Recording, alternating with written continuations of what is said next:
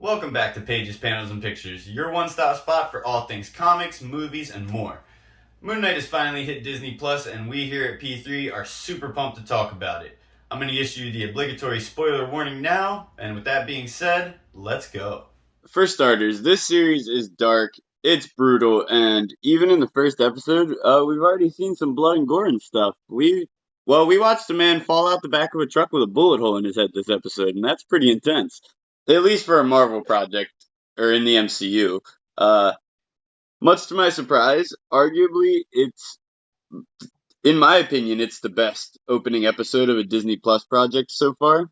I think it was spectacular. It had all the mystery, wonder, and intrigue of WandaVision, but it had all the action-packed visuals and whatnot of like shows like Loki and Falcon and the Winter Soldier. It was and it was a great time all around, I thought, which is a surprise to me for sure, given my history with enjoying the character. Uh, Yeah. at times, the episode felt like Fight Club. Other times, it felt like Resident Evil 4. And I don't understand how that can go together so well, but it did, and boy, did it. It was wild. Uh, I guess let me hear your opening thoughts on it. Honestly, I expected a lot more action from the door, but honestly, I didn't know the character. I think I didn't do enough research on what the MCU interpretation might be like because I expected something different. Everybody's compared him to Batman so much. So that's what I kind of was expecting, a bit more Batman-esque. Um, Honestly, the mental health aspect of it was big for me because of what I go through. So I resonated with that. Um, Struggled with that my whole life. So I think that that's cool to see that represented on screen, especially in media that I love and I feel like the world today connects to most, which is comic book movies. So bringing awareness to that is always good. And Oscar Isaac himself is always a treat, man. Like he's always a treat. I love to see him and stuff. Which Overall, I definitely agree with the Batman sentiment. That it surprised me that they steered away from it as heavily as they did. In the comics, Stephen Grant is like his millionaire Bruce Wayne personality. And, well, that is nothing like we're seeing in the show. So it's really hard to know what to expect.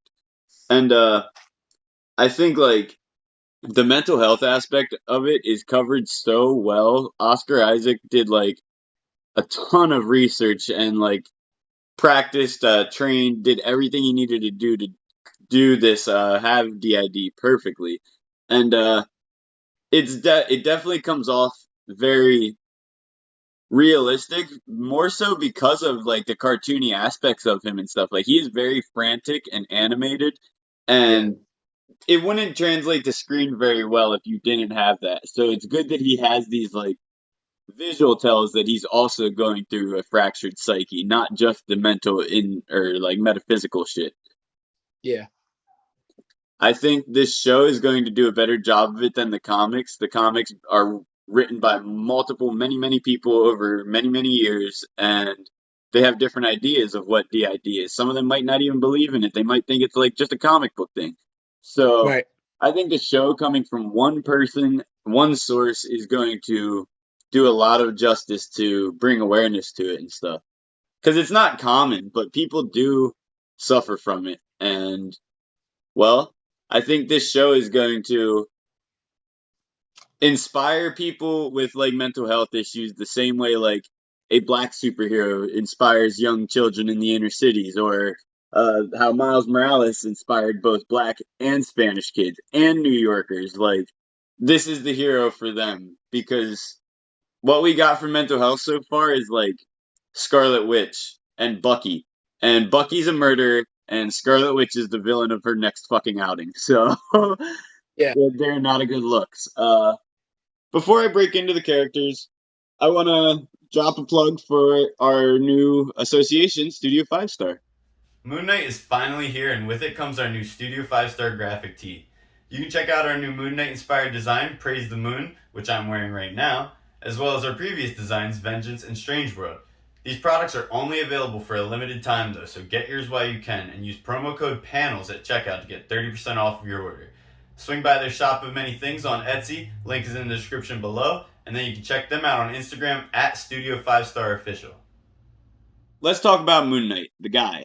Uh, Oscar Isaac plays Stephen Grant slash Mark Spector. Stephen Grant's a museum gift shop worker, not yet the entrepreneurial millionaire he is in the comics. He ends up stumbling upon the life of his alternate self, Mark Spector.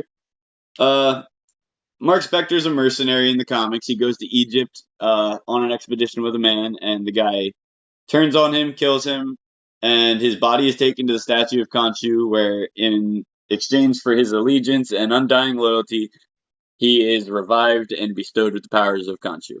Uh, that's the character in a nutshell. This is vastly different, but not as different as it seems at first glance, I feel.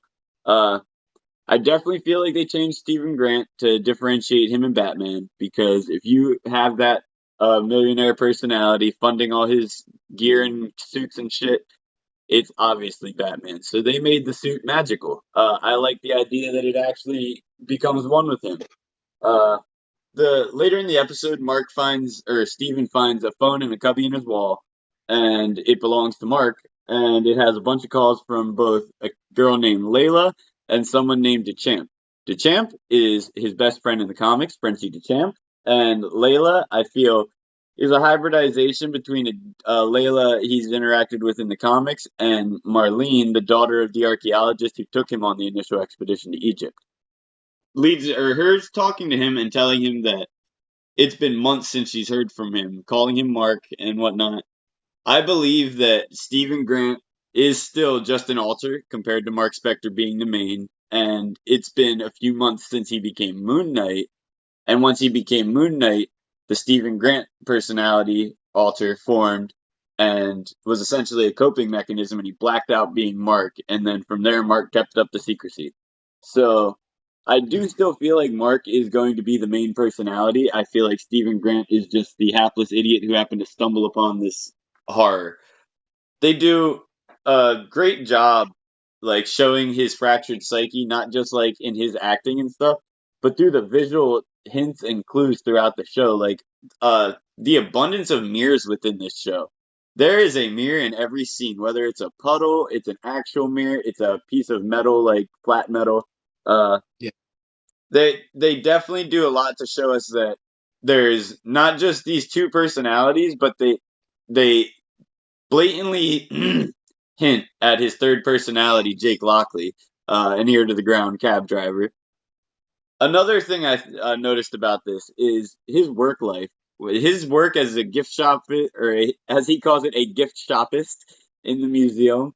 His boss is a bitch, and these scenes remind me a lot of Wanted, the James McAvoy movie based off the comic.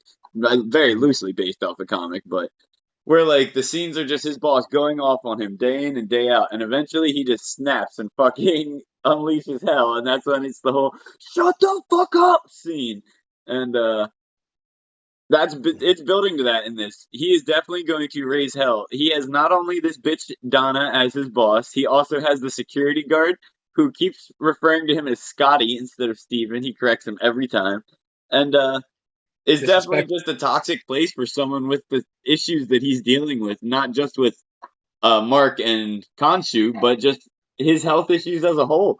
Uh, Yeah. so it's definitely building to that. I can't wait for it. It's going to be a Fight Club esque firing sequence, like when Ed Norton beats the shit out of himself in the office in Fight Club. I'll love it. It'll be great. And based on like the motions we've seen when Khonshu's like controlling him and won't let him give Arthur Harrow the scarab, it gave a lot of vibes of Fight Club, but it also gave a lot of vibes of Venom, down to Khonshu's voice. Like at one point they're driving and Steven's in control and Khonshu's pissed about it and he's just like, "This parasite," and like that's literally fucking Venom. but but overall, I think it had one thing that Venom didn't, and that's quality and good writing. As a Oh, whole, I think Mark was perfectly done. I think Oscar Isaac is killing it. I cannot wait for next Wednesday in that regard. I want to break into my next point of discussion within characters. Arthur Harrow. This is first off played by Ethan Hawke, and he does a terrifying job. He is chilling to the bones. But Arthur Harrow is pretty much like a one and done villain in the comics. kind of like a Nazi scientist conducting experiments, gets shut down by Moon Knight. One issue, over and done with. Not mentioned again. But I do think he's taking influence from a different Moon Knight antagonist from the 2014 Warren Ellis run I talk about constantly, uh, named Dr. Emmett, who is, well, as his name sounds, he is the avatar of Ammit, the devourer of the dead, the goddess who Arthur Harrow is, in fact, possessed, bestowed, the avatar of, whatever you want to call it. But also, Ethan Hawke has said that he took a lot of influence from cult leaders over history, namely David Koresh. He was the cultist of what was it? The Branch Davidian. It was the Waco cult, like the Waco massacre.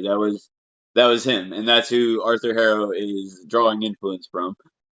The show opens with this character, actually, surprisingly, not the main character, and it opens with him enjoying some good old religious penance. He's using his or crocodile cane to smash up glass. He's putting it into the soles of his shoes, and then he walks on along, repenting for any sins he may have caused or may cause in the future, given what we Yeah. will learn about Ammit in a moment.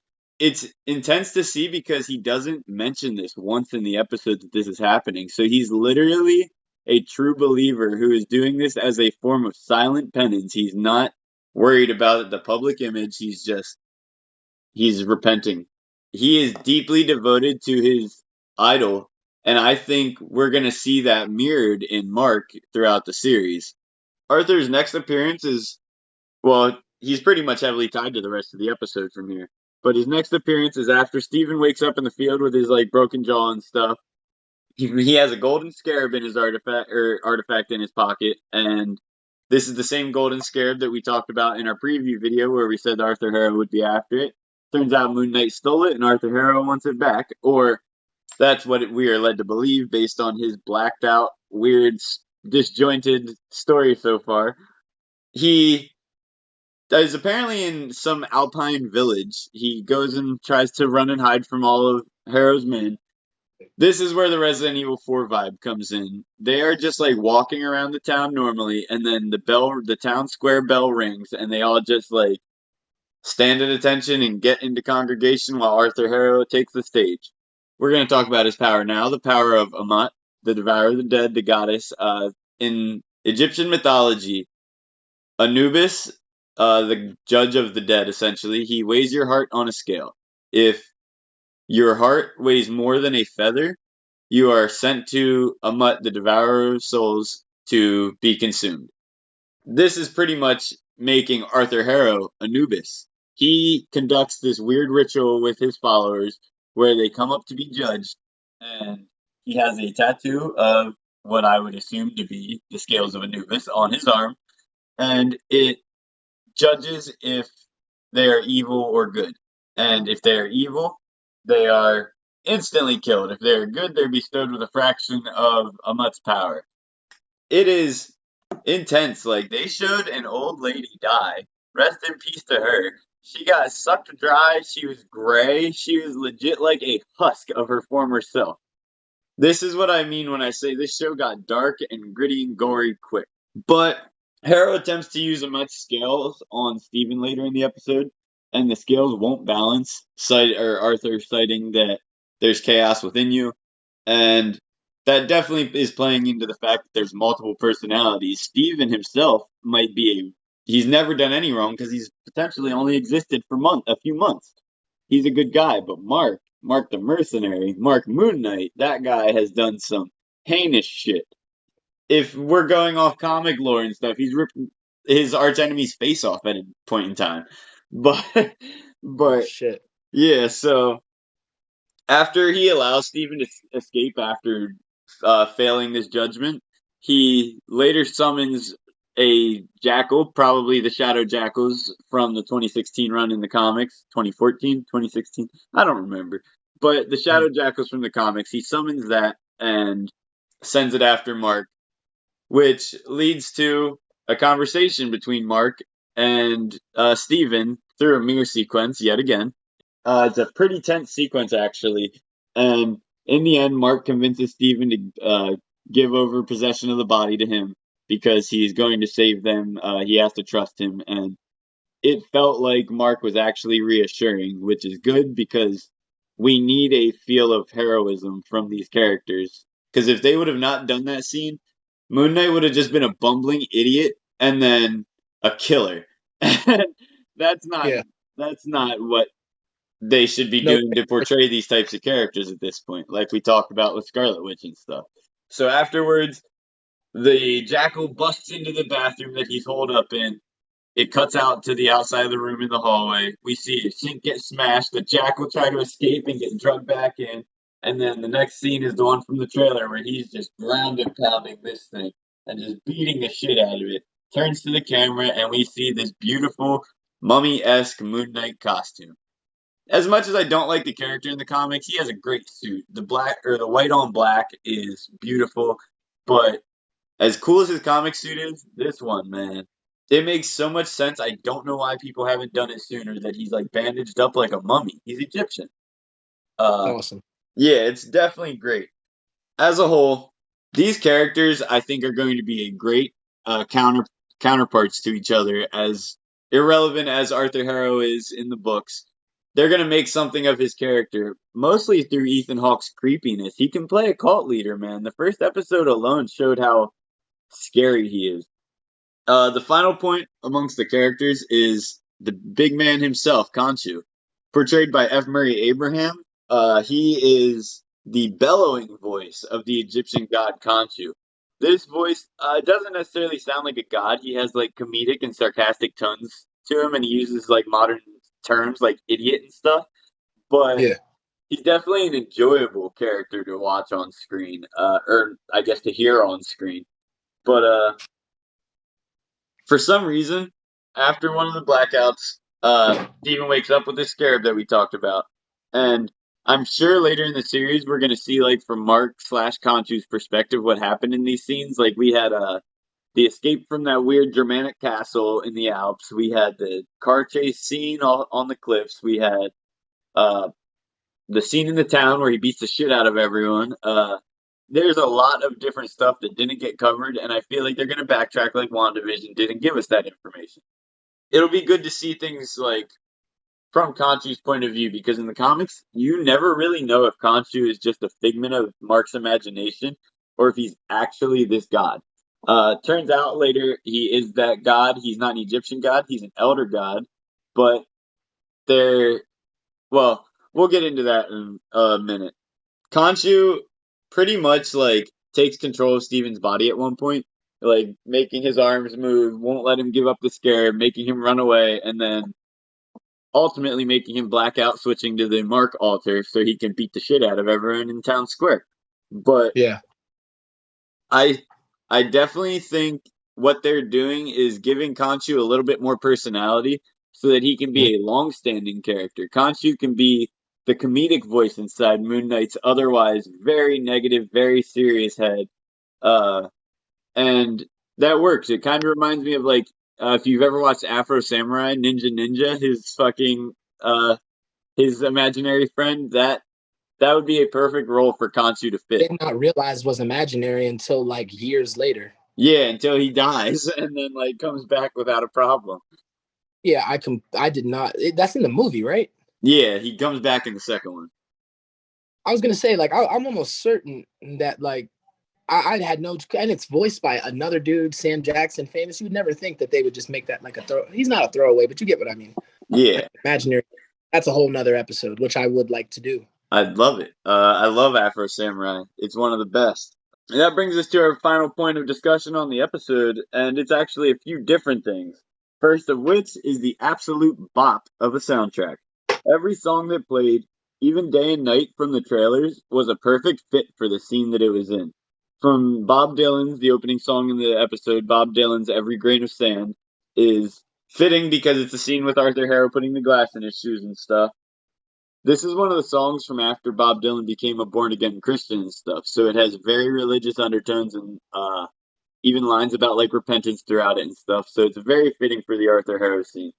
The opening Stephen Grant scene is to the song "A Man Without Love," which I prefer the Tom Jones version, but this version is done by the original artist, Engelbert Humperdinck.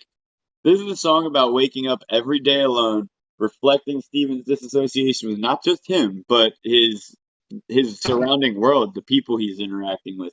He ultimately can never be comfortable with someone. He can't even be comfortable with himself. So this song is a yet again a perfect fit. And even Wham's "Wake Me Up Before You Go Go" plays during the car chase scene. We don't even know if that scene is real or a nightmare sequence at first. So like it works. And I definitely think the soundtrack is great. It gives me like Guardian-esque vibes since it's actual popular songs from pop culture instead of just like instrumentals done by an orchestra. But Yeah. overall, I'm excited to see what else they bring. I know you don't know who these artists are, but yeah, I'm definitely excited for the future of the soundtrack to see what else they put in. Jones is. What's up? I also know who Tom Jones is. Well, that's the best because Tom Jones is the greatest. I fucking Not love him. too well to be loved by anyone. There you go, man. Tom Jones supremacy. But outside of this good soundtrack, we have we're going to talk about the Ennead. I talked about them earlier. That's the panel of the Egyptian gods, a specific family of them. Stephen references them in the episode, actually. There's a poster sitting in the back when he's talking to Donna, his boss. And he Mhm. says about how on the poster there's only 7 gods represented, but in the actual Ennead there's 9. That's true. In Egyptian mythology, it consists of Atum, Shu, Tefnut, Geb, Nuit, and their children Osiris, Isis, Set, and Nephthys. So Mhm. there is 9 gods in the actual pantheon, but I think the reference to the 7 here in the comics, Khonshu is part of that, or is part of the Ennead, the Heliopolitans, but also the god who is part of that, Bast, the panther god, the one that T'Challa and them pray to. I always forget since it's always so disassociated with Africa, but Egypt is in Africa, and that makes Yeah. sense for Bast to be a part of it. But Yeah. given the up in the air situation with Black Panther and uh, the unnecessary inclusion of Wakanda into this story, I think the other missing god from the poster would be Amet himself or Anubis. Either way, it ties to back to like the duality between Arthur Harrow and Stephen Grant slash Mark Spector. In Marvel lore, they're from a pocket dimension called the Celestial Heliopolis. It's adjacent to Earth, and there's an interdimensional nexus portal, whatever, in Egypt. And so they've been there. They came through that portal and have been being worshipped by the Egyptians for at least 10,000, or since at least 10,000 BC. So these aren't really Egyptian gods. They're extra dimensional deities who posed as the Egyptian gods, essentially. In the show, Harrow talks about how Amut was banished from the Council of Gods, and I obviously that has to do with the or the atrocities that they have created over the years or committed. During the sequence where Mark is trying to stay awake, he's listening to these tapes about it. The narrator of the tapes says, "Is there an exciting story that you want to be a part of?" And then it cuts to him reading an article called "The Ennead: The Rift Between God and Man." Uh, it's definitely foreshadowing that he's the avatar of Khonshu, since that was before it was revealed in the episode. But also, I do think that it's foreshadowing the fact that him and Ammit are part of this Ennead in the MCU. I don't know what gods they would replace. They actually have different gods out of the 7. Like there's a god Hathor, I believe, Mhm. is on the poster, but that's not one of the 9 I listed from the Egyptian mythos. So I don't know what they're doing, but I'm excited to find out. I'm a big fan of Egyptology and archaeology as a whole, honestly, but Yeah. it's definitely keeping me enthralled. The mysteries from the psychological end, from the archaeological end, from the Marvel end, like hell, we have a lot of secrets that we just need to know about the character as a hero. And then my last thoughts as a whole are just the little details in the show. I want to point out some weird stuff that I noticed throughout the episode that's pretty funny or interesting. He talks to his mom on the phone twice in the episode. I'm not so sure he's actually even talking to anyone. It would be insane if he was literally talking to nobody. Yeah. I got this idea because he's seen like hanging up postcards from his mom all over his walls next to his fish tank. And later in the episode, when he's walking through the halls of the museum, they hard pan across the rack of postcards. I am honestly thinking this man might be writing postcards to himself, like he's writing from his mother. Because Stephen Grant, if he is an alter, he's only been around for a few months since Mark became Moon Knight. Stephen Grant does not have a mother. He would be What? talking to Mark's mom, if Yeah. any real person, and she would either have to just be playing along, which would be a lot to be explaining, other than just saying he's talking to himself. Uh, Yeah. yeah, it's definitely weird. I could see that being the case. It kind of gives me Joker vibes, like how he was talking about, "Hey, mom, the date went real well. Yeah, she loves the flowers, yo." But and See? it was all a lie, and that's the exact shit that happened with Joaquin Phoenix and Zazie Beetz in Joker. Yeah, And yeah. it's weird to see this being portrayed from the perspective of the hero of the series because the second I saw it, I was like, well, that's pretty psychotic. This is feeling kind of jokery. It's not good. Yeah. But I definitely think the drastic shift between the different tones between scenes also helps to give us the feeling of the shattered mind. And Mhm. it works. And then the last part, or the last little detail, is when he first gets to the museum the first time, a little girl, he comes up to the little girl talking to her, being a little tour guide himself. And at one point she says, "Doesn't it suck for you getting rejected from the field of reeds?" Uh, because he's just gets done telling her about how when you die, if your heart is weighed properly, you get to cross the field of reeds to the afterlife. And there's no reason that little girl should have been fucking saying that to him. That implies that he died. So it's one of those other instances of blurred realities. We don't know what's real and what's fake. Could that have been Mark's psyche talking to him? Could that have been a complete dream sequence? Could that have been Mark fucking being involved in something? We don't know. But Yeah. I think it has to do with we're gonna see how he became Moon Knight in the show at some point. And Huh. I think they're going to do pretty much what happened in the comics. He's going to get killed. And he didn't get to cross that field of reeds because Khonshu pulled him back from the bowels of death. I think the little girl's talking to Steven because Steven's like, he hates his life. He's alone. He feels never comfortable. And that's implying that death would be that sweet salvation for him in his mind.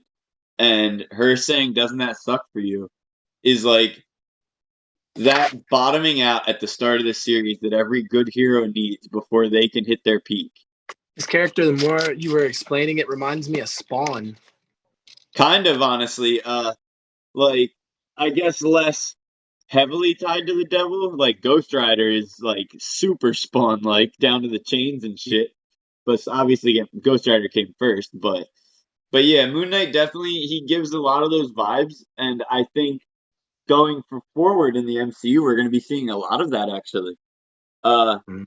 I think this is a lot of pre-gaming us so that we are ready for all the Elder Gods, entities, Chthon, Mephisto, in Doctor Strange and the Multiverse of Madness. Shit's coming. The MCU is getting darker, and this show was.